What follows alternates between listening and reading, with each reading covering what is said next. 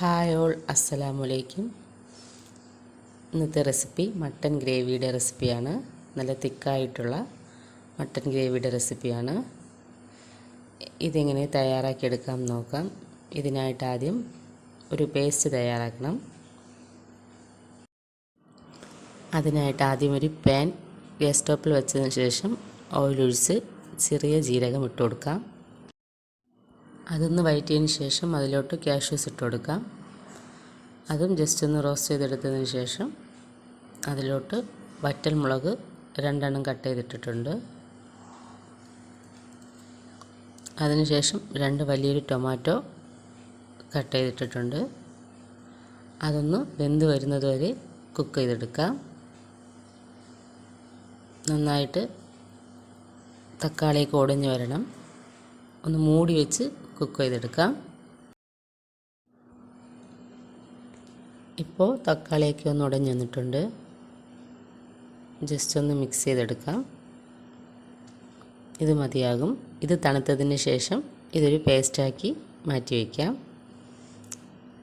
അടുത്തതായിട്ട് 2 സവോള എടുത്തിട്ടുണ്ട്. അത് തിന്നായി കട്ട് ചെയ്തതിന് ശേഷം ഇത് ഓയിലിലിട്ട് ഫ്രൈ ചെയ്തെടുക്കണം. 2 സ്റ്റെപ്പായിട്ടാണ് ഞാനിത് ഫ്രൈ ചെയ്തെടുക്കുന്നത്. ഓയിലിട്ട് കൊടുത്തതിന് ശേഷം നന്നായിട്ട് മിക്സ് ചെയ്ത് കൊടുത്തുകൊണ്ടിരിക്കണം. എന്നാൽ മാത്രമേ എല്ലാ വശത്തും ഒരുപോലെ ഫ്രൈ ആയി വരത്തുള്ളൂ. ഓയിലിട്ട് ഉള്ളിയൊക്കെ ഫ്രൈ ആയി വന്നിട്ടുണ്ട്. ഇതൊന്ന് കോരി മാറ്റിയതിന് ശേഷം ചൂടോടുകൂടി തന്നെ ഈ ഉള്ളിയെ സെപ്പറേറ്റ് ചെയ്തിടണം. എങ്കിലേ നല്ല ക്രിസ്പി ആയിട്ട് പെട്ടെന്ന് പൊടിച്ചെടുക്കാൻ പറ്റത്തുള്ളൂ.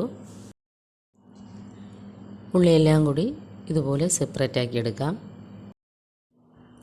തണുത്തതിന് ശേഷം കൈ കൊണ്ട് തന്നെ ഒന്ന് പൊടിച്ച് മാറ്റി വയ്ക്കാം.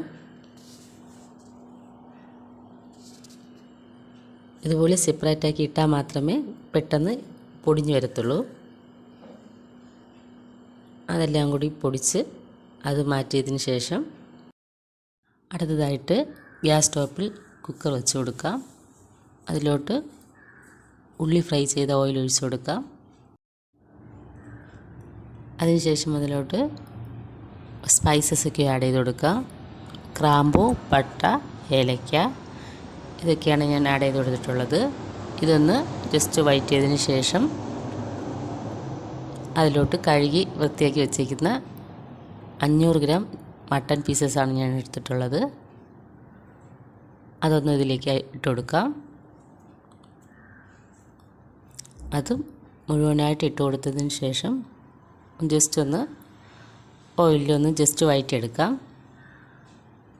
അതും വഴറ്റിയെടുത്തതിന് ശേഷം ഇതിലോട്ട് മസാലയൊക്കെ ആഡ് ചെയ്ത് കൊടുക്കാം. അതിനായിട്ട് 1 ടീസ്പൂൺ മുളക് പൊടി, കാശ്മീരി ചില്ലി 1.5 ടീസ്പൂൺ, മഞ്ഞൾപ്പൊടി 1/4 ടീസ്പൂൺ,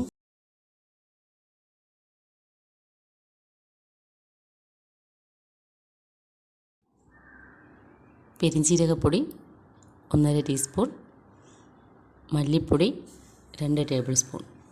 അതൊക്കെ ആഡ് ചെയ്ത് ഒന്ന് മിക്സ് ചെയ്തതിന് ശേഷം അതിലോട്ട് ജിഞ്ചർ ഗാർലിക് പേസ്റ്റ് 1.5 ടീസ്പൂൺ ഇട്ട് കൊടുക്കാം. അതും ഇട്ട് ആവശ്യത്തിനുള്ള ഉപ്പും ചേർത്ത് ഒന്ന് മിക്സ് ചെയ്തെടുക്കാം. ഇത് മുന്നേ അരച്ച് വെച്ച തക്കാളിയും നട്ട്സൊക്കെ ഇട്ടുള്ള പേസ്റ്റാണ്. അതും ചേർത്ത് ആവശ്യത്തിനുള്ള വെള്ളവും ഒഴിച്ച് കൊടുത്ത് അതിലോട്ട് പൊരിച്ച് വെച്ചിരിക്കുന്ന ഒനിയനും കൂടി ആഡ് ചെയ്ത് കൊടുക്കാം. അതെല്ലാം കൂടി ഇതിലോട്ട് ഇട്ടതിന് ശേഷം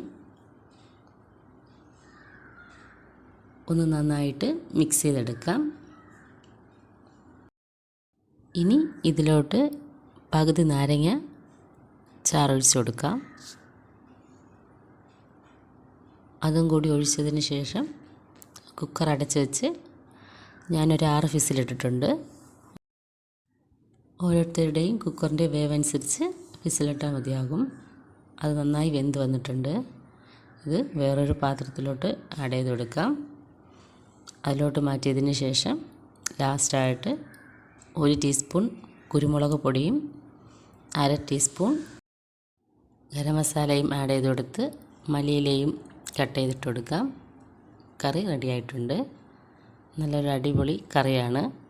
ആ പേസ്റ്റൊക്കെ ചേർക്കുന്നത് കൊണ്ട് നല്ല തിക്കായിട്ടിരിക്കും കറി. ഇതൊന്ന് എല്ലാവരും ട്രൈ ചെയ്ത് നോക്കണം. നെയ്ച്ചോറിൻ്റെ കൂടെയൊക്കെ നല്ല കോമ്പിനേഷനാണ്. മട്ടൻ വെച്ച് ചെയ്യാനുള്ള ഒരു അടിപൊളി തിക്കായിട്ടുള്ളൊരു ഗ്രേവിയാണ്. തീർച്ചയായും എല്ലാവരും ട്രൈ ചെയ്ത് നോക്കണം.